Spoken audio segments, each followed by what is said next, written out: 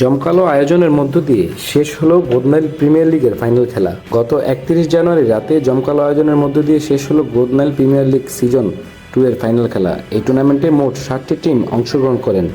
এর মধ্যে ফাইনালে ইনভিসিবল টাইটান্স ও ট্রফি ফাইটার্সের মধ্যে ফাইনাল খেলা অনুষ্ঠিত হয়। সর্বশেষ ইনভিসিবল টাইটান্সের জয়ের হাসি হেসে খেলা শেষ করেন।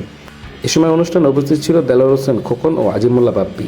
খেলা শেষে বিজয়ী ও রানার্স আপ দলের হাতে পুরস্কার তুলে দেন তারা। পুরো খেলাটি আয়োজন করেছেন R K Agro Farm Limited. News desk, Narayanganj.